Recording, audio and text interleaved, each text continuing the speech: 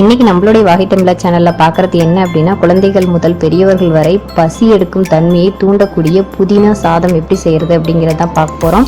புதினா இலைகள் சாப்பிடுவதால என்னென்ன பலன்கள், அது மட்டும் இல்லாமல் அந்த வீடியோவோட தொடர்ச்சியை எப்படி சட்னி செய்யலாம் அப்படிங்கிறதையும் பார்க்கலாம் வாங்க. வீடியோக்குள்ளே போகிறதுக்கு முன்னாடி தான் முதல் முறையாக நம்ம வாகை தமிழா சேனலை பார்க்குறீங்கன்னா மறக்காமல் சேனலை சப்ஸ்கிரைப் பண்ணிக்கேன். சேனலுக்குள்ளார மருத்துவ குறிப்புகளும் இயற்கை தொடர்பான உணவு பழக்க வழக்கங்களையும் பதிவேற்ற செஞ்சிட்ருக்கோம். நம்ம தினமும் நிறைய கீரை வகைகளை சாப்பிட்டுட்டு இருக்கோம். அதில் ஒன்று தான் இந்த புதினா. இது மூலிகை கீரை அப்படின்னு சொல்லலாம். இதனுடைய மருத்துவ குணங்கள் நிறைய இருக்குது. முக்கியமாக பார்த்திங்கன்னா ஆஸ்துமா நோயாலையும் நுரையீரல் நோயாலையும் அவஸ்தைப்படுறவங்களுக்கு இந்த புதினா இலைகள் ரொம்ப ரொம்ப நல்லது. இந்த புதினா இலைகளை டீகளாவோ இல்லை இந்த மாதிரி சாதமாகவோ இல்லை சட்னியாகவோ செஞ்சு உணவில் பயன்படுத்திட்டு வந்தீங்க அப்படின்னா அந்த ஆஸ்துமா நோயினால் அவஸ்தைப்படுறவங்களுக்கும் நுரையீரல் தொற்று பாதிப்பு இருக்கிறவங்களுக்கும் நல்ல ஒரு தீர்வாக இருக்கும். இந்த புதினா இலையில் இருக்கக்கூடிய மென்தால் அப்படிங்கிற எண்ணெய் குளிர்காலத்தில் ஏற்படக்கூடிய மூக்கடைப்பு சரி செய்யக்கூடியது. தொண்டை நுரையீரல் உறுப்புகளில் அடைப்புகள் ஏற்பட்டால் அதை சீராக்கி சுவாசத்தை எளிமைப்படுத்துவதில் முக்கிய பங்கு வகிக்கிறது எது அப்படின்னா இந்த புதினா இலைகளை சொல்லலாம்.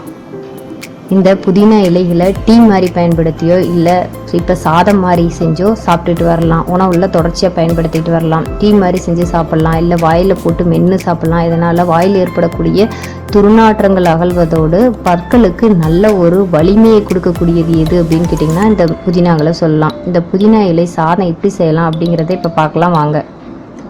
பாருங்க, இதுதான் புதினா இலைகள். இதில் இருக்கக்கூடிய இலைகளை மட்டும் நல்லா பறிச்சிடலாம். பறிச்சுட்டு அந்த தண்டு பகுதி இருக்கு இல்லைங்களா, அதை வீடுகளில் நட்டு வச்சிங்க அப்படின்னா மறுபடியும் புதினா இலை வளர ஆரம்பிச்சிடும். இதுக்கு நடுறதுக்கு தனியாக எதுவும் தேவையில்லை. சாதாரண மண் சட்டி இருந்தாவே போதுமானது. இப்போ வாங்க இந்த புதினா இலைகளை நல்லா பறித்து எடுத்துக்கலாம். இந்த மாதிரி புதினா இலைகளை மட்டும் நல்லா பறிச்சுட்டு நல்லா சுத்தம் செஞ்சு எடுத்து வச்சுக்கோங்க. இதை டீ மாதிரியும் போட்டு பருகலாம். இதை ஏற்கனவே நான் வீடியோ போட்டிருக்கேன். அதனுடைய லிங்க் கொடுக்குறேன், நீங்கள் போய் செக் பண்ணி பாருங்கள் எப்படி புதினா இலை டீ போடலாம் அப்படிங்கிறத. இப்போ வாங்க சட்னி செய்யலாம் எப்படின்ட்டு பார்க்கலாம்.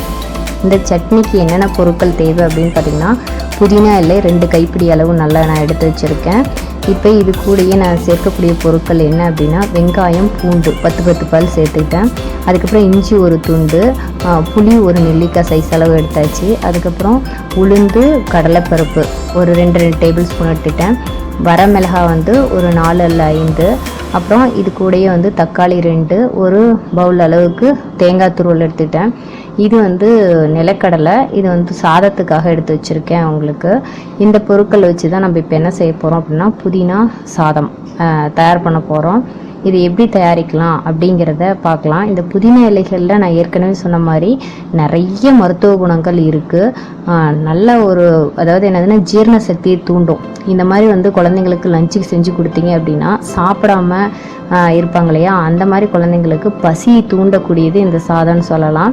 இப்போ வாங்க தயாரிக்கலாம். இப்போ வானிலை வச்சுட்டு இதில் அந்த எடுத்து வச்சுருக்கக்கூடிய உளுந்து இது கடலைப்பருப்பு போட்டுட்டேன். இது நல்லா வதங்கட்டும்ன்ட்டு நல்லா ஃப்ரை ஆகட்டும். இது கோல்டன் ப்ரௌன் கலரில் வந்ததுக்கப்புறம் நீங்கள் என்ன சேர்த்துக்கலாம் அப்படின்னா, அதுக்கப்புறம் நம்ம எடுத்து வச்சுருக்கக்கூடிய இது கொஞ்சம் இதில் சீரகம் சேர்த்துங்க. இன்னும் கூட உங்களுக்கு நல்லா பசியை தூண்டும். அதனால் ஜீரக தண்ணி கூட கொடுக்கலாம் குழந்தைங்களுக்கு. அதெல்லாம் சாப்பிட மாட்டாங்கனால இந்த மாதிரி நம்ம கொடுத்துட்டு வரலாம். இந்த மாதிரி குழந்தைங்களுக்கு செஞ்சு கொடுக்கலாம். வரமிளகாய் சட்னிக்கு தேவையான அளவு வரமிளகாய் எடுத்துக்கோங்க. சிலர் பச்சை மிளகாயும் வரமிளகாயும் கலந்து கூட நீங்கள் போடலாம். அதுவும் நல்லா தான் இருக்கும். நான் வரமிளகாய் மட்டும் தான் எடுத்திருக்கேன். அதுக்கப்புறம் இது வெங்காயம் பூண்டு பல் இதை சேர்த்தாச்சு. இது நல்லா வதங்கட்டும். அதுக்கப்புறம் இஞ்சி ஒரு துண்டு. இஞ்சிலாம் உங்களுக்கு இஞ்சி உங்களுக்கு பார்த்திங்கன்னா நல்லா ஜீரண சக்தியை தூண்டக்கூடியது. அப்புறம் எடுத்து வச்சுக்கூடிய 2 தக்காளியும் நல்லா கட் பண்ணி சேர்த்துட்டேன். அதுக்கு தேவையான அளவு உப்பு இதில் சேர்த்துருங்க. நல்லா வதங்கட்டும். அப்போ உடனே தக்காளி வதங்கும் அதுக்காக. இப்போ இது நல்லா வதங்கினதுக்கப்புறம் நம்ம நல்லா சுத்தம் செஞ்சு வச்சுருக்கக்கூடிய புதினா இலைகளை அது கூட சேர்த்திடலாம். இந்த புதினா இலைகள் நல்லா வதங்கட்டும். நல்லா வதங்கினதுக்கப்புறமா நம்ம என்ன சேர்த்தலான்னா இது தேங்காய் துருவி வச்சுக்கலாம். நம்ம மிக்சியில் தான் அரைக்க போகிறோம் அப்படிங்கிறதுனால நான் கட் பண்ணி வச்சுருக்கேன். இது அதுக்கப்புறம் புளி ஒரு சின்ன நெல்லிக்காய் சைஸ் அளவு. ஆட்டுக்கல் ஆட்டினா இன்னும் டேஸ்ட்டாக இருக்கும். மிக்ஸி ஜாரில் மாற்றிட்டேன்.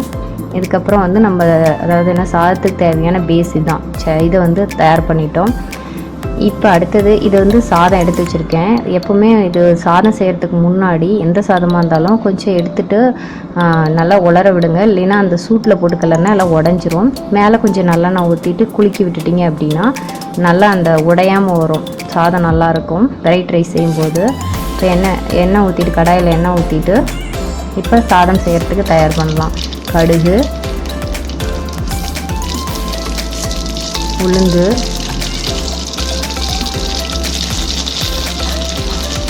அடுத்தது வந்து உங்களுக்கு வந்து பார்த்திங்கன்னா மிளகா ஒன்று ஏற்கனவே மிளகாலாம் போட்டிருக்கோம். அப்புறம் சட்னி வந்து அது கூட சேர்த்துடலாம். அது மிளகா போட்டிருக்கறனால ஒரு இதுக்காக ஃப்ளேவருக்காக தான் போட்டிருக்கேன். இது நம்ம ஏற்கனவே எல்லாம் வதக்கி தான் ரெடி பண்ணதுனால அது சும்மா ஒரு 2 நிமிஷம் இது பண்ணால் போதும். ரொம்ப நேரம் பண்ண வேண்டாம்.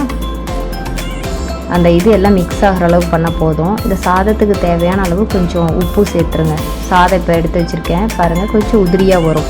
நீங்கள் நல்லா சூடான சாதத்தை போட்டிங்க அப்படின்னா வராது. இப்போ இது கூடயே நிலக்கடலை கொஞ்சம் போட்டேன். நீங்கள் முந்திரி கூட வறுத்து அது கூட சேர்த்திக்கலாம். இப்போ அழகான வந்து புதினா சாதம் வந்து தயாராகிடுச்சு. இது ரொம்ப லஞ்ச் பாக்ஸுக்கு குழந்தைங்களுக்கு கரெக்டான உணவுன்னு சொல்லலாம். சில வந்து குழந்தைங்க புதினா சட்னியாக கொடுத்தா சாப்பிட மாட்டாங்க. இந்த மாதிரி நீங்கள் செஞ்சு கொடுத்தீங்க அப்படின்னா தாராளமாக சாப்பிடுவாங்க, விரும்பி சாப்பிடுவாங்க. ஏன்னா அதில் நிலக்கடலை மேலும் வந்து பார்த்திங்கன்னா இது கூட போடலாம், இது முந்திரி இந்த மாதிரி சேர்த்திட்டிங்க அப்படின்னா இன்னும் டேஸ்டியாக இருக்கும். குழந்தைங்களுக்கு என்ன நட்ஸ் அதில் பிடிக்குமோ அதை நீங்கள் கலந்துக்கலாம். ரொம்ப டேஸ்டான, அது மட்டும் இல்லாமல் பசி தூண்டக்கூடிய புதினா சாதம் வந்து தயாராகிடுச்சு. இதில் இருக்கக்கூடிய இஞ்சி, அதுக்கப்புறம் சீரகம், இது எல்லாம் வந்து பார்த்திங்கன்னா குழந்தைங்களுக்கு நல்ல ஒரு பசியத்தன்மை தூண்டும்.